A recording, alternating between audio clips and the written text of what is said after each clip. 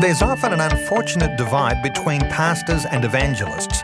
How can we bridge this gap? How can we find a way forward together? Let me share a vision with you. Right now, I'd estimate that only 1 in every 50 churches have a group of evangelists who are active. But I know from experience that nearly every church has people who have a deep desire to share the gospel with others. What if we could get evangelism groups started in hundreds of churches? Just imagine what we could achieve. But this isn't going to happen until we sort out this tension that exists between many pastors and evangelists. The issue is very real, but there are pastors and evangelists who have overcome it, and I've asked them for some of their insights.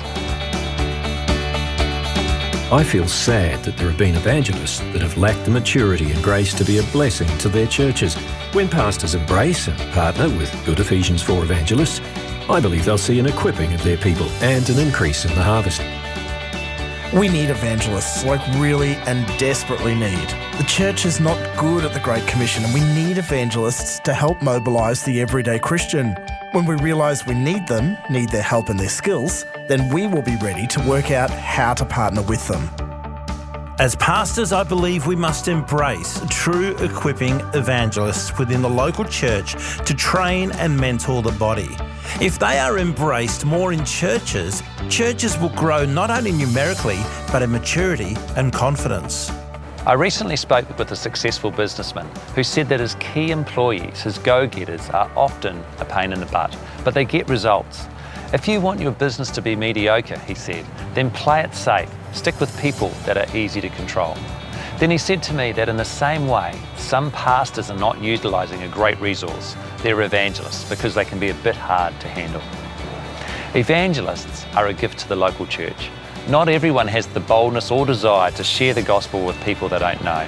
And evangelism is one of the hardest areas to lead and get results. Those with an evangelistic passion could help. The question is, how can a pastor get an evangelist in the church on site in a way that's helpful?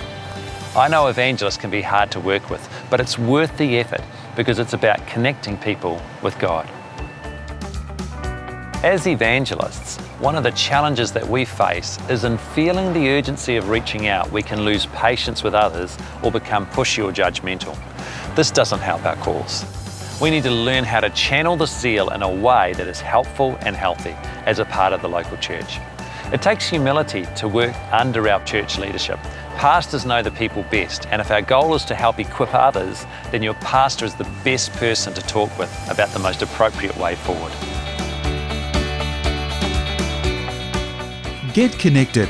The strongest and most fruitful ministries are connected to a local church. It's not healthy or biblical to be a lone ranger. If an evangelist doesn't understand the big picture and only thinks about their own role, they can lose perspective. This can cause them to disrespect other roles in the body of Christ and think that their role's the main one or most important, which is not true because the body needs all its parts to work effectively. Evangelists must avoid being judgmental or arrogant. Until we've walked in a busy pastor's shoes, we mustn't judge the pastor as lacking in evangelistic zeal. A pastor is juggling many roles and expectations. Two common threads in the responses I've received were the need to value and trust one another and the need to understand and respect each other's different roles. Pastors who lead churches have broad responsibilities. Evangelists have a more specific focus. Both are vital. Pastor, are you offside with your evangelists? Evangelist, is your relationship with your pastor tense? Why not choose an attitude of trust and humility? Take them out for a coffee, say sorry for any attitude you may have had that have been wrong, and discuss the tensions. And then what about both sharing your vision and reaching your community for Christ? Maybe you'll find that you have the same heart, and as trust and understanding strengthens, you can work together. Next session, we're going to look at how to establish an evangelism team in your church. But before then, if this session has highlighted the need for reconciliation for you, why not begin to do something about it this week? Is there someone that you need to arrange a coffee with?